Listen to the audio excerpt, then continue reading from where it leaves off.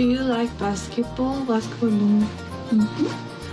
I like, but I'm not good at. Yes, I'm not. Me too. Well, the IRA just sent me a time bomb in the mail, and I'm shaking in my shoes as I'm setting up the news, says the man from the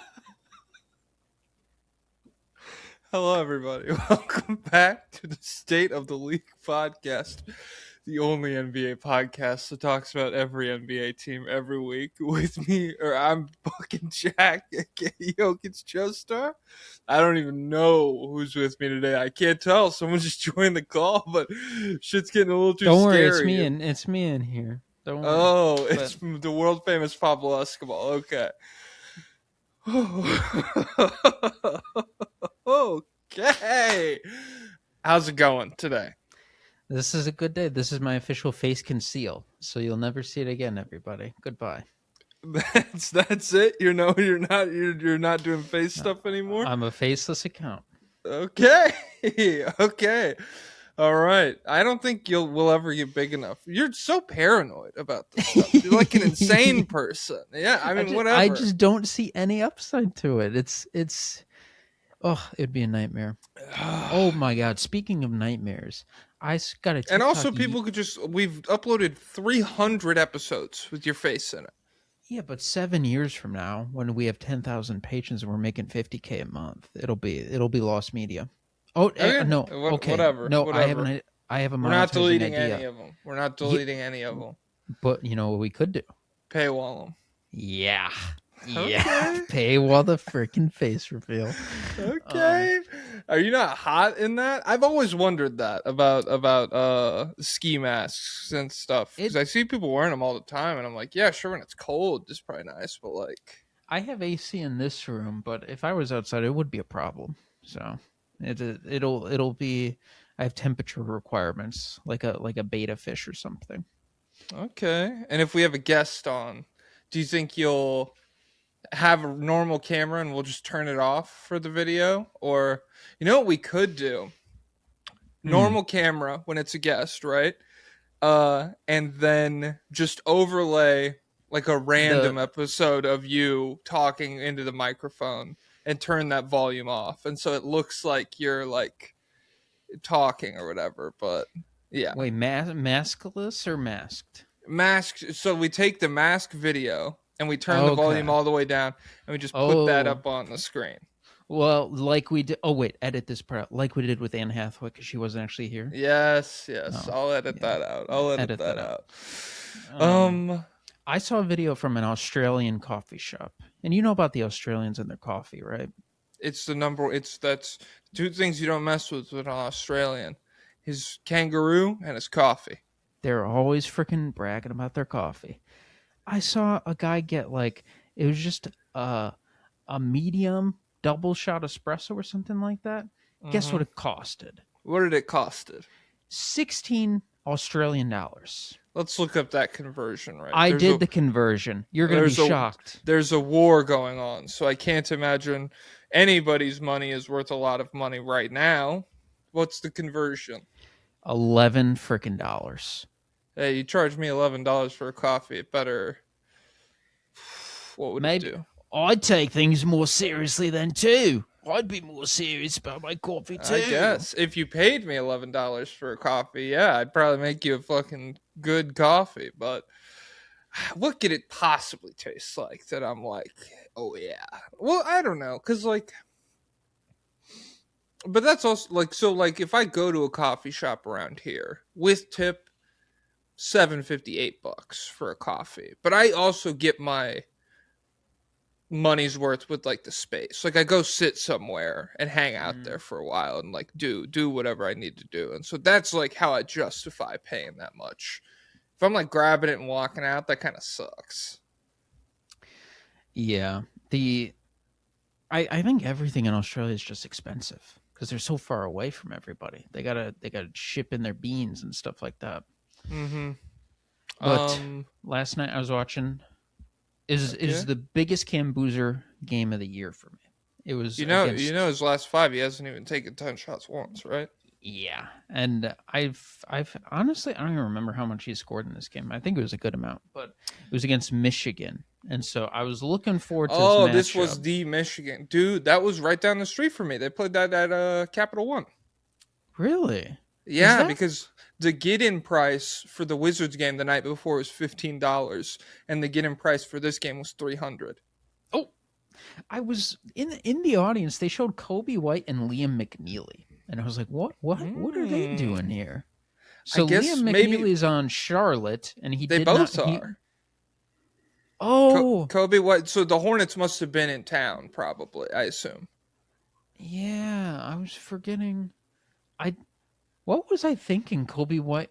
Because I didn't think he was on the Bulls, but I was like, he's not on the Wizards. Maybe to the Wolves or something. I don't know. Like maybe you got him and Io mixed up. But yeah, they were in the audience. But it's a big time. It was very big time matchup because Michigan has three guys who are going to be like top 10, 15-ish guys, and three guys who theoretically have the body types that I would be worried about him facing in the NBA. An NBA front court, Michigan. Yeah, has. and they have three guys. NBA. What is the three the front court?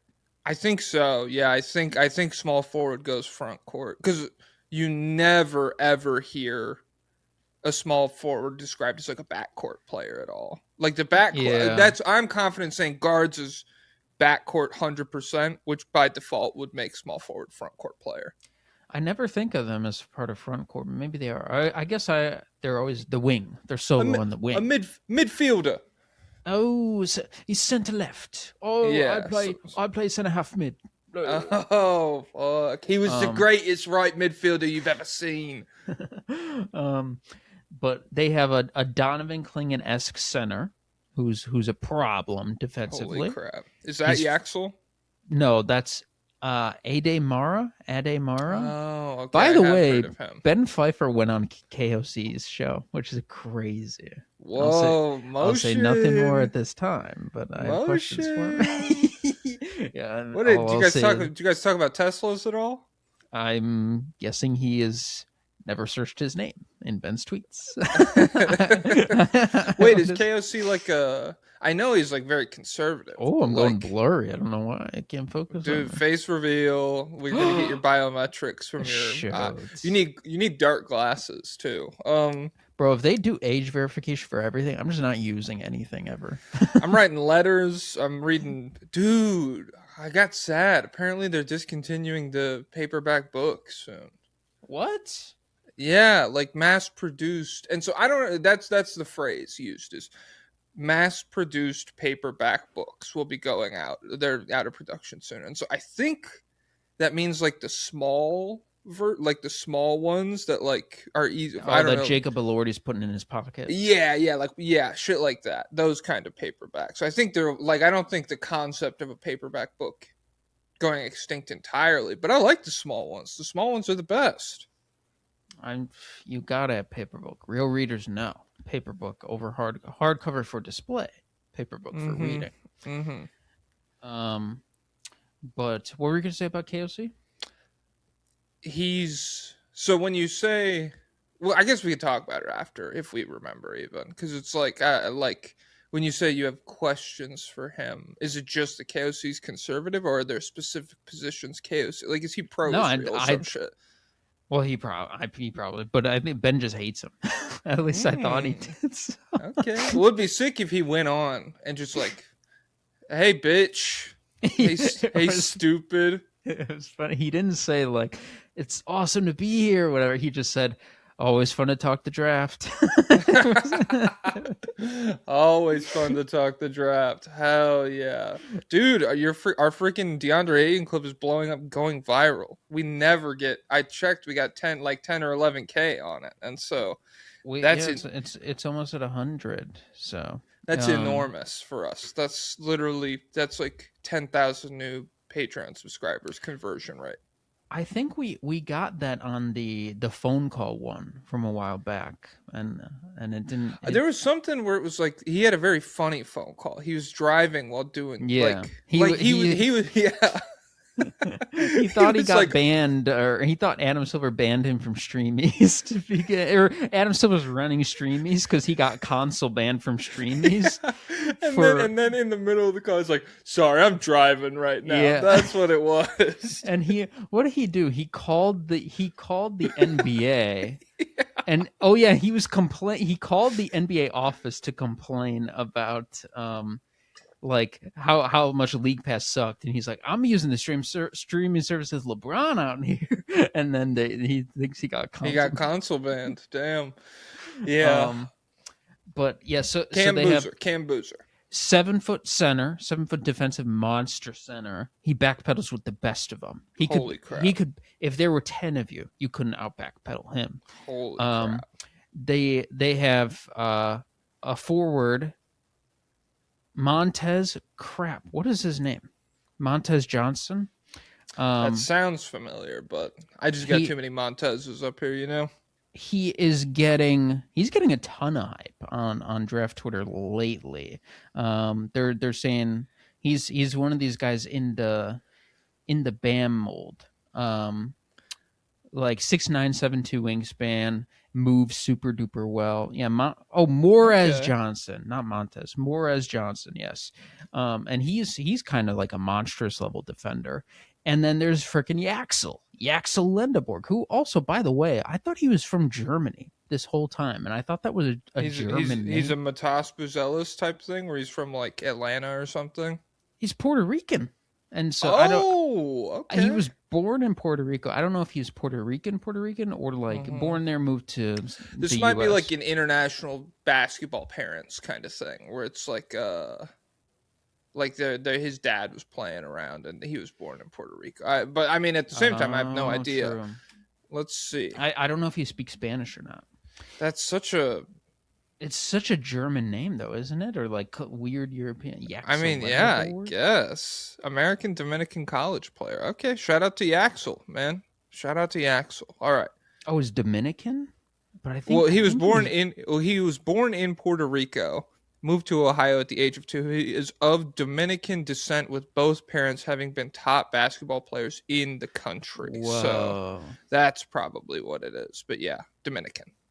But he's like the same size as Cam Boozer, and he plays the freaking 3 for them. So they have a jumbo college team, and so this would be a matchup I'm concerned about if I'm a Cam Boozer can't score an isolation guy. And so I watched it, and what did Cam Boozer score in this game? I can pull it up real quick. Boozer versus Michigan. Let's see. Blah blah blah. 18 points, 10 rebounds, 7 assists, 6 of 10 from the field, 1 of 2 from 3. Got 7 free throws. So very, very productive game. And he was big down the stretch of this game, right? It was a pretty close game that he had a lot of aura moments in. Yes, it was. He was just constantly doing crazy stuff. But the entire game, he somehow did all that while, for the most part, avoiding those 3 guys. Like there were some moments where like he did draw fouls on the big guy, and some of them were questionable. And Michigan, they were really mad about it afterwards. Like, I don't know if you saw, but the actual I didn't see any other like post game stuff. No. They asked him like, how good is Cam Boozer, and he like had a tweak out moment. He's like, he's like, I want to trash this guy, but I'm holding myself back. Wow, from or whatever. Good job. You're so accountable. But yeah, he kind of just like avoided them the whole time and just created situations where they weren't involved. And does that move you? I realized his superpower is he's not a guy who, I think, like AJ, and probably if Darren Peterson gets healthy again, they're probably better suited to have whoever the best defender is in front of them and get by him and create a good shot. But I think Cam Boozer, his ability might be to always create the path of least resistance. And so water. He's freaking water. And also sometimes he turns into an ice sledgehammer. Oh my god! And because he's like, he really is like a tank. in a video game, because he has the ability to create walls by setting screens, and there's tons of plays where he like straight up creates a basket with a hard screen, like a guy straight up gets a lob off a screen that he sets. Very underrated skill. So many guys suck ass at screening right now. It's like crazy to watch some of the straight up best big men in the league be awful screeners. It's wild. Yeah, who's like Jaren is a non-factor as a screener. Jaren's a bad screener. Giannis, for being as like wide, Yeah. like it scales where Giannis is not like a terrible screener, but like for being literally fucking Hercules, 7 feet tall, I would expect him to like completely erase guys from plays, and it just doesn't happen as much. And most of the great screeners that we think of are all massive, like Jokic, Zubats, Steven Adams. These guys. It's rare to have a guy who's like this speedy on the perimeter, who can run around. So he's like a little stealth tank, but he can create walls with his screens, and he can freaking bash down walls with his strength, because even though I don't think his like post-ups will work in a one-on-one situation against a center, and that is something you gotta be mindful of. Like I think he'll kill like almost every wing on Yeah. on You think you think Mikal Bridges can take him? I think he'll be able to blast through Mikal Bridges. I think it might not be the ideal matchup for him. I'm thinking that we might have to scheme this if Mikal gets switched strong to him. And I think like he might be too big for OG. He might just blast straight through him, and he obliterates any guards. He obliterates any wings, and then the second you start rotating, he picks you apart with passes. And so he constantly is moving like out on the perimeter. Like he'll set multiple screens and stuff like that, and then he can shoot once he's done with the screen. And there's just so much stuff he does that the shooting is crazy to me, where it's like just like him straight up the free throws by themselves, him being this good at free throw shooting for so long, on top of like consistent from way back to high school being able to shoot. Like again, I don't remember who made the comp, but somebody was like, if Cam Boozer is just like Şengün with touch and shooting, that's a crazy player. Like that is a very good player. And saying just, I don't know, like, because do you worry like his rebounding? What do you think about his ability to rebound in the NBA? He is a legit rebounder. Like that's one of the things that scales to big guys. Like he constantly is flying in and getting offensive rebounds, even in this game where everyone else is his size. So that's like a legit ability. I think defensively is a negative if he plays as a big man. Okay. Like what an AD at the 5, AD at the 4, my bad. Sar at the 5, Boozer at the 3. It's almost like he was built in a lab to be Jaren's a 4 for Jaren at the 5 team, because it's like he'll fix your rebounding. Okay, so it's we have to slot up everybody. So Lowry's at the 2, so Keontae, Markkanen at the 2, okay, Boozer at the 3, Jaren at the 4, and Walker Kessler at the 5 is what it is. So shoot, and then we thought an Ace Bailey if someone gets hurt. Well, and honestly,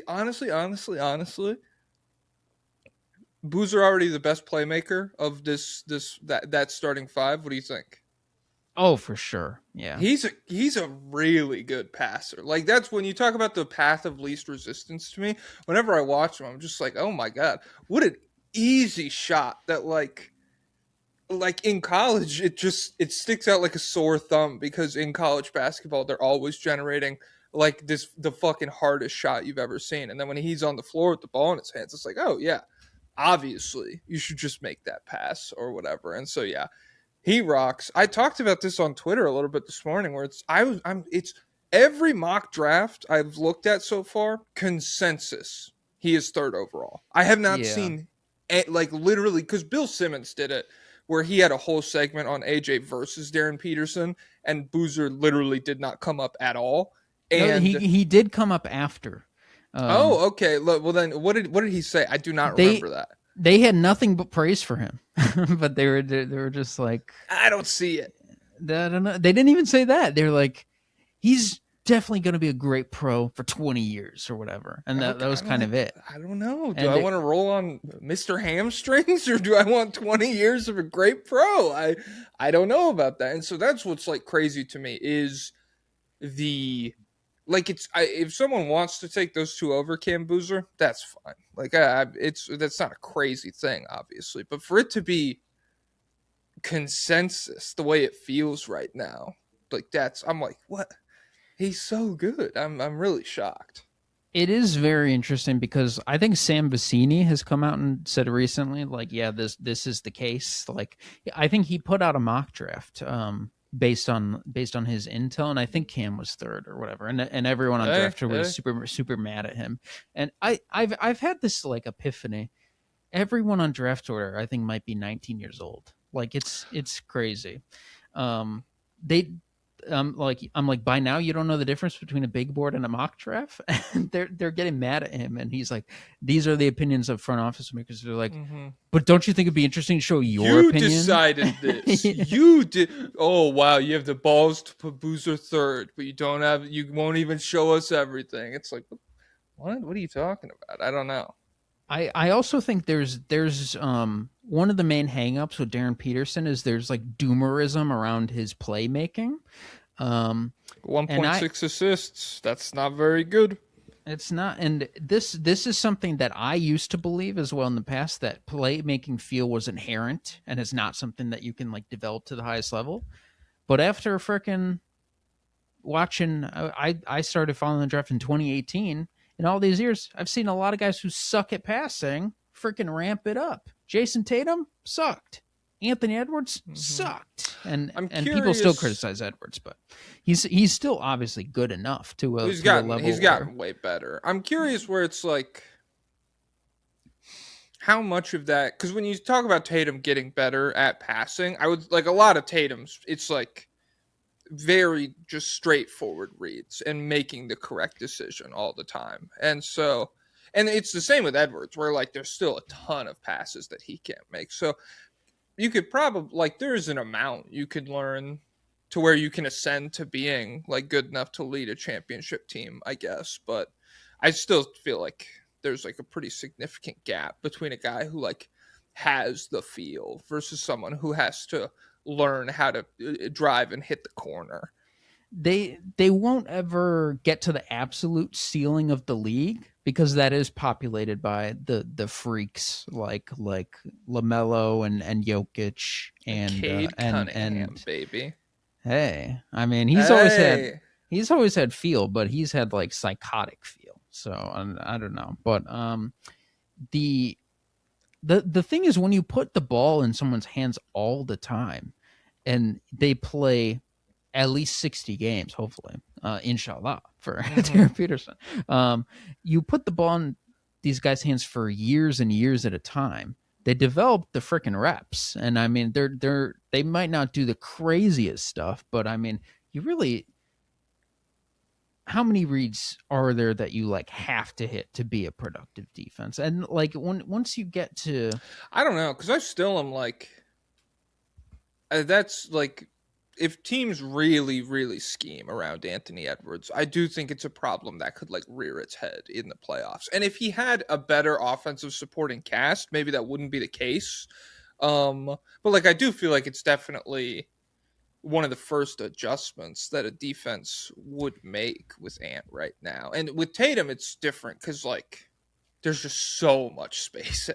Like it's adjusting to that was pretty hard. And kind of a more physically imposed, like we've talked about with Tatum, where if he puts his head down, there's really not that many guys who are able to stop him from just like bulldozing to the rim. And so I don't know, maybe that's part of it. Cam Boozer could absorb his strength, but once we go side to side, we get a little bit lost. But yeah, I'm not as concerned about that playmaking. And then AJ is like, he's kind of like the next in the Edwards or Jalen Green mold, where it's like no matter what That's happens. what up. No, That's two those so different players. as prospects they were pretty similar. Okay, all right, and all right. and people will swear up and down that Edwards was like way different. It was so obvious. I just don't believe it was. I went back and forth. I try not to. I've muted every tweet I've made for a week. My life's been so sick. It's been dope. But like a few weeks ago, I went back and forth with a guy because I called Ant's shooting development one of the maybe the craziest single skill development we've ever seen. And then here comes the video of him in Hawaii where he made 10 threes in a game. He used to go on heaters though. You weren't watching because he used to heat up, and so that's how we knew that this was in there. And it's like, I mean, it's like 25% from three, dude. I don't give at the heaters at that point. And people are more into. It's more common knowledge now that 3-point attempt rate is the shooting indicator. I think the meta back then was more of put the puzzle pieces together. Percentage, attempts, form, free throw, and see what you can get. Ben so I rate think was the earliest one. So that's like how big of a percentage of your field goal attempts are 3-pointers? I don't know if it's a measure of your shots or just the rate that you're putting up threes over 3-point attempt rate? 100 possessions or whatever. But either way, 3-point frequency is the best indicator for future 3-point shooting success. But even then, like, I don't know, how is Klingon shooting? Like, and there were people who thought he would shoot in college. Like, I think KOC's like, and he'll be a stretch five. And I did not believe this at all. Well, you're stupid, dude. He shot like he wasn't good at free throws. He didn't shoot threes, so I don't know how they Donovan Klingon college stats. 58% from the free throw line. Jerk. 58. It can work, dude. Yeah, that was his second season. He was 58% at the free throw line. That is crazy though, to go from that to like legit stretch big now, which we also, I don't know, this is like 20 game stretch of him being like a legit, like he's still at 34% on the season, so maybe it's just a blip, but it feels like James real. Wiseman type blip. I don't know, when I watch Klingon, like it doesn't ever feel like he's hesitant to let it fly. Like he's like that's a shot he's comfortable with, and I don't know. That ultimately that doesn't matter if he doesn't make them. But I'm not like whenever I watch him now, it seems like a very natural thing for him to be taking those shots.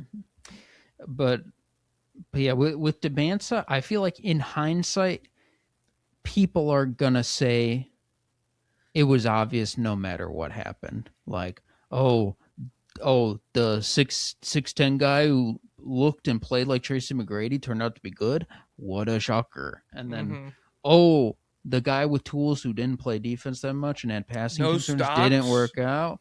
Wow, what a shocker. So, but because, you do know Jalen Green shot 40% from 3 in the G League. Off a pretty tough pull-up 3-point shooting diet. Hey, and the thing you got to remember is... with Jalen Green, what a guy. You got to remember, G League is grown men. Hey, that's how people used to talk. There's been some G League revisionism on my timeline lately, where people are like, "It's ruined. It ruined a lot of prospects or something." I'm not really that familiar with all of the prospects that came out of the G League. Oh, I wanted to ask you this: who do you think is a bigger bust, Rizoshay or Scoot Henderson? As of now, Scoot, because there were expectations. Yeah, that's kind of what my timeline was saying, but I had never really thought about it before because I do feel like. I don't know. I factored that first overall pick in more, but it's just weird how why the fuck did the Hawks take him? I have no, because that's one of those things where with retrospect, people act like there's conspiracies about was that Jonathan Givony? Is he retired now? I feel like I saw people talking about him a lot. No, he's still going. He tweeted the other day. I felt like I saw the first tweet of him from a while where he's like, at a basketball tournament in Abu Dhabi in shelter. he's like getting Okay. bombed. Dude, he's grinding freaking tape. Don't worry about where he's at. Come on, man. He definitely was. He definitely has some agent favors that he does. But I do not believe he has the power to like. Well, what if it coincided with Alex Sarr refusing to work out for you? I think it was he was mock number one before all of that even happened at all. Like, That's so crazy. it was clearly like agent favor to have him so consistently highly in the rankings, but he must have been getting feedback from all the NBA teams too that they were like, hey, this guy's cool. And then the Hawks take him even though they had a Mahomes level guy on the board and Reed Shepard. So it's just, that's why I always say lightning strike Steve Nash or lightning strike Michael Porter Jr. Who are you taking? Ooh, I'll take Michael Porter Jr. Lightning strike. MPJ, I'll tell you what. His rim protection in France was more of a steady cloud in the sky. It showed up more on a day-to-day basis. Reed's a crazy defensive playmaker. Oh, it's one of his only redeeming attributes on that end of the floor. The ball's never safe around Reed Shepard. Do you still have the Camp Boozer Michigan box score up? I can get it back out. Let me see. What were his stocks? Duke, Michigan reference. Lundeborg, Boozer. 2 blocks, 0 steals. Okay. But on the season, he is 1.6 steals, 0.6 blocks per game. So fairly productive on that end. People see those two blocks and they'll think, oh, he had a good rim protecting game. He didn't. Guys, he was getting, they go right over him pretty easily. He was getting cooked. And so if he were if I could just count on him being good defensively, because they park him in the paint all game long and they don't really let him do anything on the perimeter. And so am I supposed to assume that... What if he's secretly hiding something that he could he's got chops out there? What if he had to do ballet growing up to build this skill, but he's embarrassed about it. So he hides it. But yet they just stash him in the paint all game long, and he's not good down there. So I don't know. I'd like to see him do more on the perimeter. And if he was a good defensive prospect, then I could get all in, like a lot of the guys on Twitter. You know what the most important stat is defensively? Defensive rebounding, dude. It ends the possession. It's the same as a block or a steal. It's more valuable, actually. He's freaking snatching those things up. It's like Mario. But yeah, those it's a pretty good draft. And that now there might be 2 Klingons in this draft. Okay. Because there's another freaking Lithuanian in Arizona. Who's that? I forget his name. It's something with a K. Chris Gustav, something like that. But Arizona basketball tall guy. Let's see if that brings it up. Arizona basketball center. Motiejus Krivas. Yeah, Krivas. Yeah, Krivas. So, I still gotta watch him though. I haven't seen anything. But we're getting there. We're pushing some of these guards back. We're getting. We're done with them. New Orleans, take another one. It'd be funny. Oh, they don't have their pick. I forgot. Dude, imagine it. Because you got to remember the backcourt of Steph and Clay. That's what drove that team. Mm-hmm. Well, I mean, okay. Draymond, I guess, but whatever. Well, obvious third option. He can't even shoot threes. Anymore. I mean, he was 40%. He shot threes once. 2016 Draymond Green. Oh my God. What a demon. Top 50 player ever, maybe. Yeah. There's a lot of small guards I'm taking that guy over. I'll tell you what. No, I guess we're at 33 minutes. All I have written down, so I went through and I tried to take a look at the tanking teams. 33 minutes, tanking starts. And this is good. We started with 30 minutes on draft prospects. And we didn't even plan that. It's literally just intuitive. See this? The cuff? It's off, dude. Oh, I thought he had an Omnitrix for a second. That'd Bro, been crazy. Heat blast! I burned my apartment down. Would you quit the show if you got one? 100% yes. What would you do realistically? Like circus. That can't pay well. And you'd have to travel so much. Yeah, I'm circusing it. I'm do the whole circus by myself. Strong forearms, strong man. Uh, Other than that, are diamond heads crystals worth anything? Realistically, I'd be gray matter and do stock market shit for an hour a day, and then just pay for Oh, everything. and then yeah, and I would say, but what about the ethical concerns? But once you get to that level of intelligence, you Hmm. kind of shed ethics. So No, I'd be so smart. I'd make $1 trillion off of nonprofits and stuff, and it'd be oh, yeah. I'd end you would wars. you would actually do $1 trillion worth of labor yourself. Yes, exactly. I'd do echo, and so I'd make $1 trillion of myself, and I'd do one labor each. Oh shoot! Oh, and then you'd send them all to shovel New York City, and then boom. Oh shit! I Yeah, I but think realistically, like the path was if you got it, mm-hmm. you don't want to be because they would cut it off your arm and give it to 100%. You just have no left arm at that point. they'd give it to what's that guy's name? Pete Hegseth? Yeah, he'd be wearing it tomorrow. Cash He'd Patel he's like, can we fucking shrink this thing? My arm's too small for the 10-year-old boy. It won't go on my arm anymore. they'd be dropping way big into Iran or like as soon as they possibly could. So you Hmm. can't have that happen. You got to keep this under wraps. I think Diamond Head would be the move. Just shoot out a diamond and then bring it to a store Well, I don't later. know if it's like because what if he's like actually cubic zirconium head, and they're like, this is That freaking you've got to find worthless. out. Yeah, you got to find out. Is there any other way to make money? You could like legally. To yeah, where you don't get snatched up by the government. Oh, I have no idea. Like I'm saying, and you'd have to be gray matter and just do smart, like Yeah, do like become gray matter. Think of some schemes, write them down, and then when you turn back into Ben Tennyson or whatever, you have a notebook full of ways you can make money.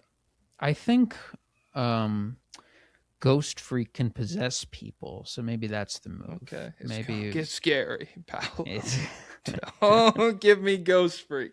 I'm gonna he- go to the fucking the internal alternate dimension, and things are gonna get scary. I'd rather Pete Hegseth have the Omnitrix than Paolo Banchero. All I'll say is that. All I'll say is that. But yeah, it would be. I'd rather just have a straightforward superpower than the Omnitrix, On the honestly. Omnitrix? Well, what do you mean? But Like, if like if I had a choice between like super speed or Omnitrix, and it just in the real world, it's less. I feasible. don't know about that. Well, okay. I And would be the government killing can't cut off people. your super speed. You would have to hide that too, because they would definitely. Well, that's what I'm experiment saying. on Like, you. if I have to hide both, I'd rather just. Well, the Omnitrix also looks fucking huge in the original series. It's like half of his forearm. Yeah, it does get sleeker though in the later versions. Yeah, that's freaking minimalization for you guys, you know? Because in the Yeah, 2000s, back before we were born, stuff used to be chunky. There used to be a digital camera. It could not fit in your pocket. How's it's those it's actually glasses working for you? they fogged up and then I'm trying to adjust them. It's a problem. Okay. It's actually it's a commentary on the changing aesthetics. When you observe Ben 10 throughout the years Hmm. and how it changes, it's a commentary on maximalism versus minimalism. Ben 10 Ultimate Aliens, the most 2015 looking thing I've ever seen. Which is not like a super condemnation of it, but yeah, it looks like a cartoon that came out in like 2015. But I would absolutely be killing people if I got an Omnitrix. I There would would. I'd be be voting. something would be on the news today. I'd be every election day. 10 trillion echoes would come in. Kamala Harris wins 100 billion to 7 million versus Donald Trump. And I would save the I'm world that way. forearms at the polling place, Oh, helping okay. take 4 people's information. That's nice. All right. The tanking teams. So I broke this up.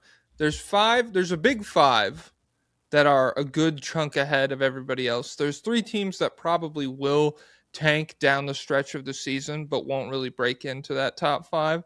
And then there's 4 teams they don't control their own picks at all. So they will be trying to win no matter what down the stretch. That first group, the big five of tankers, the Kings, the Pacers, the Nets, the Wizards, and the Jazz.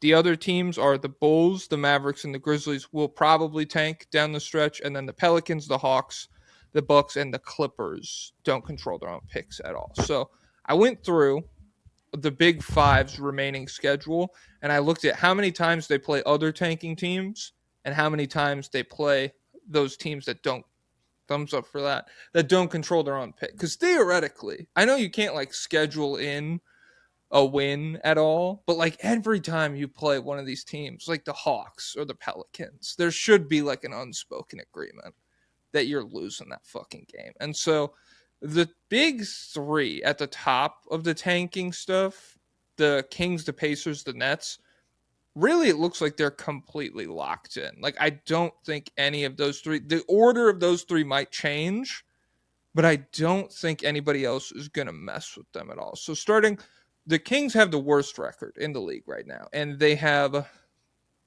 4 games remaining against the non-pick owners, the Pelicans, Hawks, Bucks, Clippers, 6 games versus other tanking teams, and they have the 29th easiest remaining schedule of the big five. And so that easy schedule is the only thing that worries me with Sacramento because they are still playing guys who could take over an individual game against a terrible team. Between Precious Achua already did this twice, I think. I think he literally beat the Mavericks by himself with a career high 29 points, and then he also had 22 against the Grizzlies. And then DeMar DeRozan is still playing for them. Russell Westbrook is still playing for them, and Malik Monk is still playing for them off the bench. And so that's the only thing I'm worried about with Sacramento is those 3 guys maybe winning games for them, but they're so far ahead of like. And they've been playing them all year. Yeah, I mean, I guess, but like just down, like if they play the Danny Wolf Brooklyn Nets, and DeMar has like he could have 35 and they would win. I could see that happening. That's all I think about with them. Hey, the Nets had a stretch. They had like, how long was it? Was it a month or was it just like weeks where they were like a top 5 or 10 defense? Do you remember? Oh those? my God! At the beginning of this year, I think it was, or was it in December? I think it was January. well, I meant at the beginning of this season. You're talking about. Oh. You're not talking about like the bullshit they did last year for like 10 games. I feel like it's when. Oh, it was when Cam Thomas went out, wasn't it? Oh, that is 100% what happened. Yeah. And so that's my concern with the Brooklyn Nets is so they have the 3rd worst record right now. They're 2 games back of the Sacramento Kings. But they have a full game lead on the Washington Wizards. And my only concern with them is the departure of Cam Thomas, I wrote down. They've kind of insulated themselves from this with the ability to just run full rookie lineup of like straight up bad players, but with how good Jordy Fernandez is and with Michael Porter Jr. still being there, although he's been bad since the All-Star break, don't tell anybody. I don't know. Are you going to That's like- victory lap? Say Cam Johnson traded his award. I cannot do that right now. Hey, Tyus Jones saving my life soon. Oh my God, what a fucking nightmare. This is from Tom Haberstroh. The bottom 10 teams in the NBA are on a collective 40-game losing streak. So I saw someone acting like that was normal. That's not normal. Like the teams are supposed to be bad, but for them to all be losing to this degree is pretty crazy. Brooklyn has lost 9. Indiana, Washington, and Utah have all lost 6. Yeah, and That's a so lot. the Pacers, I'm not worried about at all.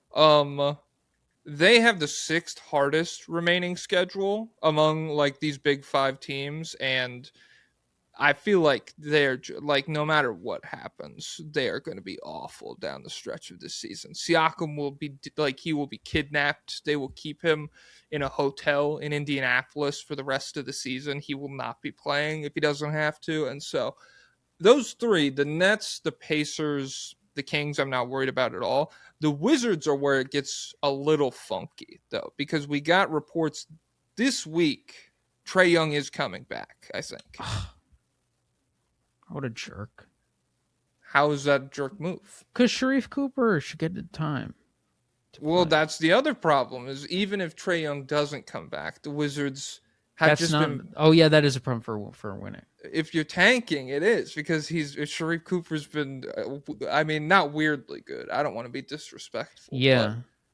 He's lived up to expectations. We're finally getting the flashes that we were justified. When did they play yesterday? The Wizards? Yeah. Yeah, they got nuked by the Magic. Paolo Banchero, 37 points on really good efficiency. Demon. Did Sharif play? I don't know. I didn't watch this game. 16 points. Holy on crap. 5 of 11 shooting. Wow. Okay, bub. Watch out, everybody. Watch your fucking spot, pal. That was, I think it looks like the second night of a back-to-back for the Wizards, too. So they would have won that otherwise, for sure. The Wizards had him on the ropes. Some of the scary stuff with the Wizards is I could see the Jazz overtaking them down the stretch if Trae Young wins them a few games. I don't know what's going to happen with Anthony Davis. It feels like that's probably trending towards he won't play.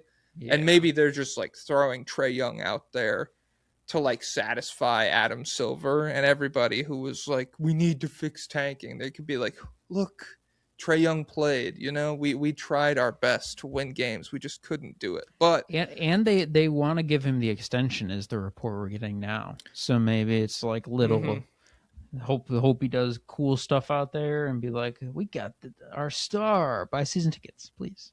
Hey, maybe. I mean, okay, you're talking from the season tickets perspective. I never in my life think about it from that perspective. I was thinking, what's something that someone could say that makes it obvious they're poor? Ask Reddit. Okay, go to r/poor people and ask that question. I've been looking to signify that I'm poor. What should I be saying in social circles? I never even thought about season tickets. Well, they do have those Reddit threads. It's like, what's something that someone could say that's a dead giveaway? They grew up poor, and then it'll be like, we can't throw away these plastic forks or something like that. Guess that's gross. I was rich. I had diamond forks, and I threw them away. I knew people who were not poor who kept those, and I was like, really? What about just a metal fork? That'd be a better solution in my book. What about just like dishes and cups and bowls? I don't know. Yeah, but so the thing with the Wizards is if they do get jumped in the standings, they fall from a 48% chance to be top 4 to a 42% chance to be top 4, and their pick is only top 8 protected. If it falls outside the top 8, it does go to the New York Knicks. And so that would be, that's the doomsday scenario. Trae Young comes back, 15 games. They go like, I don't know, 6-9 or something. Like not even good, but just bad enough for them to fall a little bit. And then they lose their pick. And then they're done tanking this year because of Anthony Davis and stuff. And so that's the Knicks would take a small guard. They already have freaking Brunson and Alvarado, dude. They need another one to run the offense when he's not there. What about Deuce McBride? He's small. Yeah, but he's more of a small. He's more of a wing. He's actually functionally more of a wing versus a guy like Bennett Sturtz could be more of a true point guard, more gritty. Okay. And so, with the Wizards and the Jazz, they play each other twice over the next 11 games. I will be watching both of these games. I might go to one of these games. I think one of them's in Washington. And so that makes me nervous because Trae Young probably plays in one, if not both of these games. And so we just saw him push the freaking one-time dominant Denver Nuggets to a very close fourth quarter game just off the back of Keontae George. And so maybe that can be the difference maker when they play the Wizards too. I sure hope so, because if the Jazz lose both of those games, I do think it'd be pretty tough for the Wizards in the standings. We got to keep Bryce on the bench for that one. If you, well, no, that would, yeah. What did Bryce No. have against the Nuggets? He's up and down. That was a down game. Jazz Nuggets box score. Because I tweeted about him. I was like, it's a trap because Bryce is still playing. They're resting all their guys, but Bryce is still playing. And then freaking he let me down, and Keontae George had 36 points and was killing him. He either every other game it's like he'll go 1 for 9 and then he'll go 12 for 16 and stuff like that. Yeah, these it is crazy. There is actually only a month left, so it's crazy that we're gonna actually get a decision. I hate we have to wait till the second round to get the lottery, correct? Yeah, it is kind of at like a weird time. Carson from Third Sesh has had an interesting idea where they did it at the All-Star break. What do you think about that? I've heard that before. It would be. I mean, it would solve the problem of these games. Well, I don't even know if it would, because it's not the craziest idea. It's not a bad idea, but I just don't believe that there's a ton of like great basketball that we're missing out, because to me, even if they played real guys, like a lot of these teams are playing meaningless basketball, and so I don't really care that much if they get up in April and really push Jokic, because Jokic won't care. I would be intrigued by it. I don't know if we're missing like cream of the crop basketball, but I definitely feel like I'd like if these teams were all trying their hardest to win in March and April, it would make the end of the season feel a little bit different, at least a little more engaged. I agree. Like, the problem is most of the good teams, if seeding gets locked in, none of the good teams have any reason to like play. Then it becomes a reversal of stuff. We're like, yeah, maybe a Bilal Koulibaly or whatever wants to show out and like try really hard in an April game, but there's no reason that like the Thunder, Jalen Williams should come out on a hurt hamstring and give the people a show. Yeah, I think the only real solution to avoid bad basketball games is to shorten the season. And I like how strong Bill is coming out against it. I think he and Zach Lowe were like, this is the most important issue. Like this will define his legacy as commissioner. How he handles the 82 games. Like he has to shorten it. And I was like, based, let's push him. Let's pressure him with the biggest freaking platform on it. Because we get Coke and Pepsi sponsorships. And the latest Rewatchables was sponsored by TikTok. So I saw that one. Yeah, where he was like, it was all about the safety things for teen accounts and stuff. And I was like, oh, is that what he said? I wasn't even listening. I just heard TikTok. I was like, whoa. And then it was like, share your videos today or whatever. I don't know if it was about that's bad news. It's about the freaking age stuff. Yeah. Then below the Wizards is obviously the Jazz. So the Jazz are 1.5 games back of Washington for that 4th place spot. They're 4.5 games back of Sacramento for the worst record. So I don't really think they're catching any of those top 3, but they do have the 12th hardest remaining schedule, and I really think Keontae George is a guy who could ruin a tank. Like, do you envision that at all?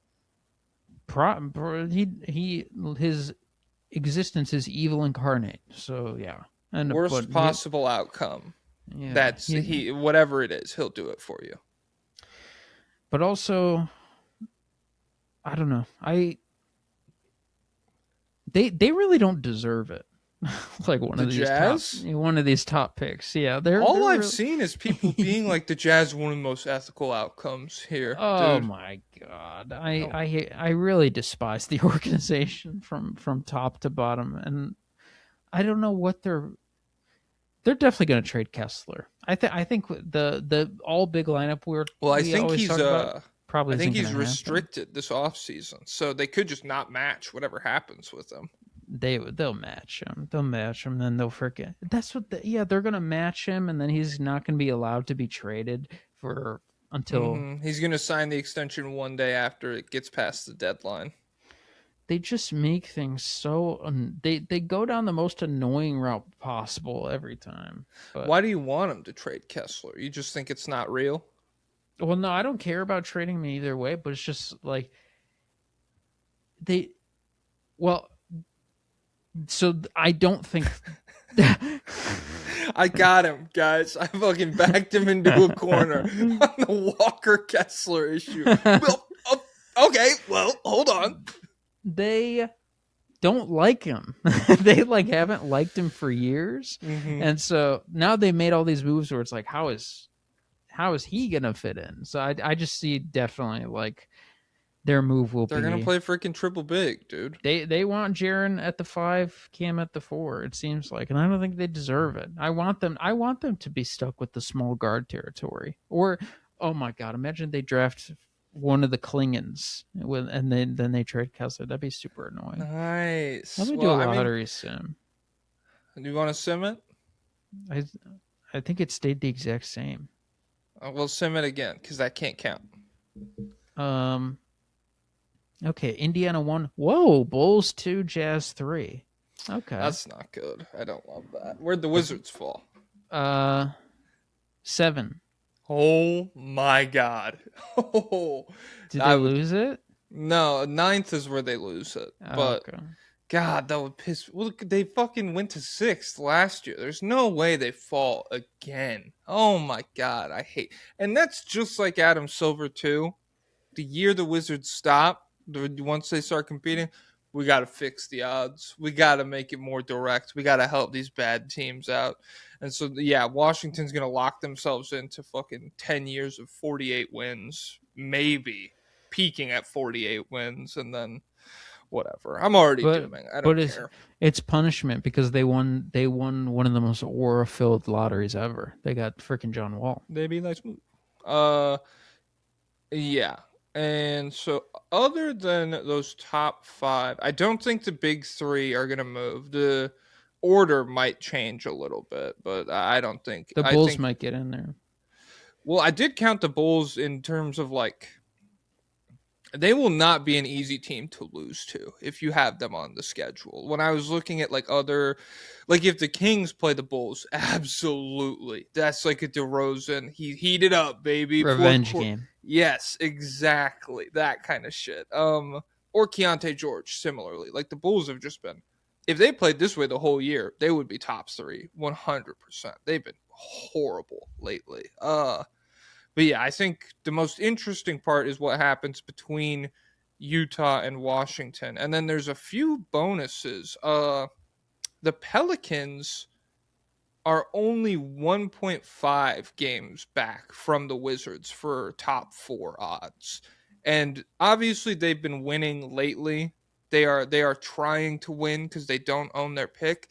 But they do have a pretty tough schedule down the stretch. They have the 10th hardest remaining strength of schedule. They 13 of their final 20 games will be against good opponents that are trying to win, and 9 of their last 11 games will be against good opponents trying to win, with multiple back-to-backs on travel days. So, I don't know. And they're not even playing Derek Queen. What have his minutes been at lately? That's one thing. I saw Pelicans fans being like, why isn't he playing? Please. We're focused on winning right now. I guess. How the fuck do you spell his name? Derek, D-E-R-E-K? Yeah. It's not coming up. It's D-E-R-I-K. Oh my god. Wait, who are you talking about? Derek Queen. I've never heard of this person. You're the only one who remembers him. Whoa, I'm in the Twilight Zone. Is that the Queen of England? What are you talking about, man? No, dude. Okay, so Derek Queen. Would that impact your life at all? If no one else remembered Derek Queen? Yeah. I would call up the Pelicans. I'd be like, did you do this trade? Did that happen? But beyond that, I don't care. Yeah, we did that for Jeremiah Fears. Oh, nice. Yeah, he's only at 24 minutes per game over the last 11. And he has not started. He's come off the bench in 5 straight games. They've been starting DeAndre Jordan. So I think, I wonder how in sync the front office and the coach are right now. I wonder if it's like a Moneyball situation where the front office is like, well, for me to look smart, we gotta develop Derek Queen. We gotta get him and Jeremiah Fears some stats down the stretch this season. And then the coach is like, well, for me to not get fired, we gotta not give Atlanta a top 3 pick. That has to be avoided. And so I wonder if it's like that kind of thing.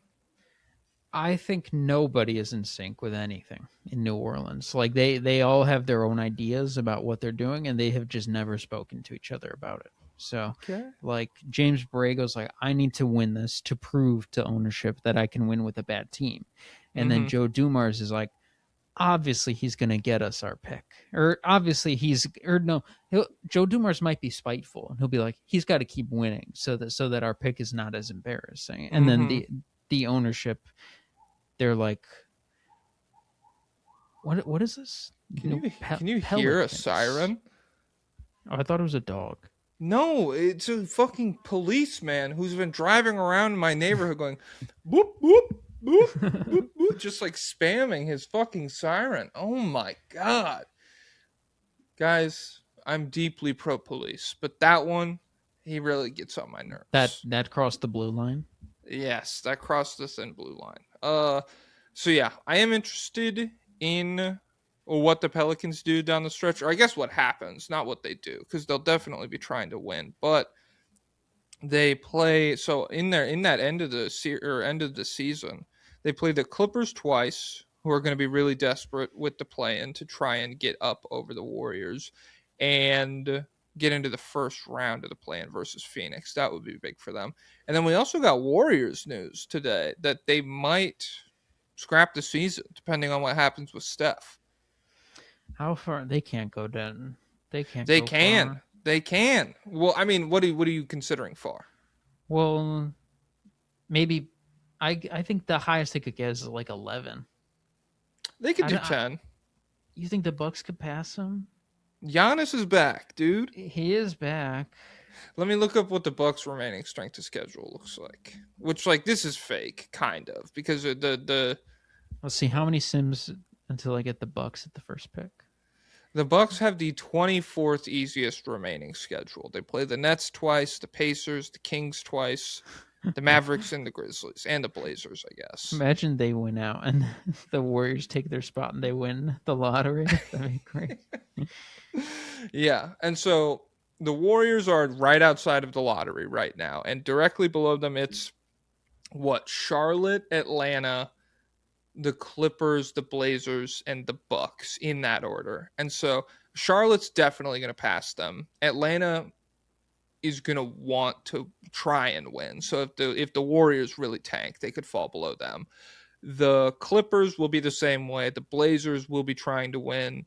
And then the Bucks, I'm saying if Giannis is like, they could just shut him down and try for a lottery pick, I guess. But then you also run the interesting thing of like, if they climb too high, Atlanta can swap with them.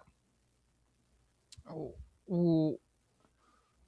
Wait, if Atlanta or if Milwaukee climbs too high, as in they get a high pick? Yeah, like if they jump to like third, Atlanta can swap with their own pick, correct? Or not with the Pelicans pick? No, I don't think it's with the Pelicans pick. I think what would happen is the Spurs would get whichever pick Atlanta is swapping with. So like say Atlanta gets 8th and Milwaukee gets 3rd. I think they would swap those. Atlanta would pick 3rd overall, and then the Spurs would pick 8th. I got the Bucks to number 3, and it says this pick goes to the Hawks. And then the number 7 New Orleans pick goes to Milwaukee. So Atlanta's is just completely separate, but it still goes to the Spurs? It goes to the Spurs are involved? Well, Atlanta at 13 goes to the Spurs. Yeah. But it's not... the three that are involved, the Pelicans pick, the Bucks pick, and the Hawks? Wait, so it's just the Pelicans and the Bucks picks that are involved with this swap. This is too much thinking for me. This is why I'm not good at chess. It's too I many moves. There's somebody who, like, I think I saw a clip from the You Know Ball podcast where they were like really talking about like what Jared McCain staying with the Sixers would have meant for their future flexibility, and they were throwing out so many terms, and I was like, you guys fucking read the stuff. I do not care at all about that. I'm worried about this year, and then in the summer I'll read what somebody else writes about the future of my team. Okay, I got a Bucks number 1 pick outcome, jumping from 11 to number 1. Okay, if you're the Hawks, would you swap that? It says the Hawks swap it. So, and then number 4 pick New Orleans goes to Milwaukee. So they don't get both of them, I guess. No. Yeah, it's like one. The Bucks will get a pick. The Pelicans get no pick this season at all, and the Hawks and the Bucks just decide which pick goes where, pretty much. But this would make everyone so mad. So let's imagine the Warriors were at the number 11 spot. They get number 1. Dallas gets number 2. That'd be epic. God. Then Utah 3, Milwaukee 4, Sacramento 5. The Clippers or the Pacers lose their pick to the Clippers because of that mumbo jumbo deal. I forgot about that. Yeah, so they'll be terrible. That's another reason why the Pacers will just completely bottom out. But again, I don't think they're falling out of the top 3. Yeah, there's. Oh shoot, I got it again. I got Milwaukee 1 and Pelicans 2, and then they end up swapping it. Okay.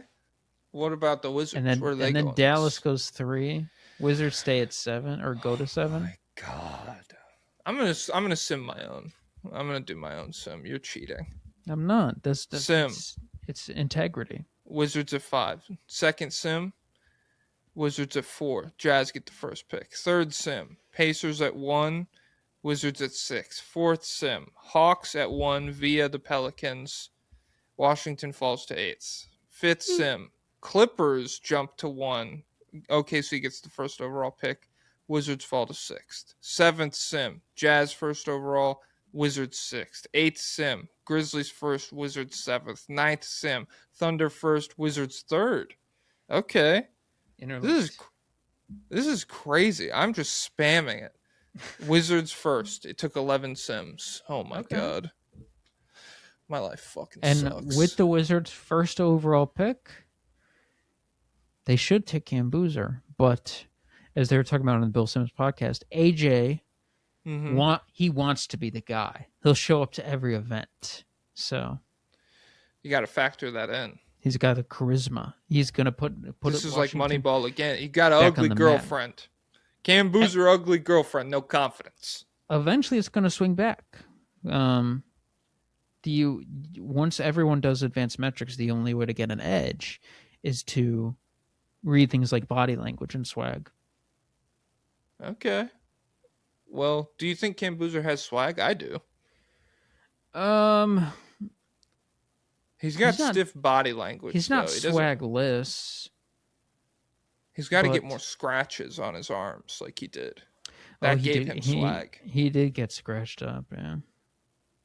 All right, we're at 107. Dude, what the hell? That's not how you end a freaking podcast. It's Wednesday, my dude. You end it with guys, do you know that reference?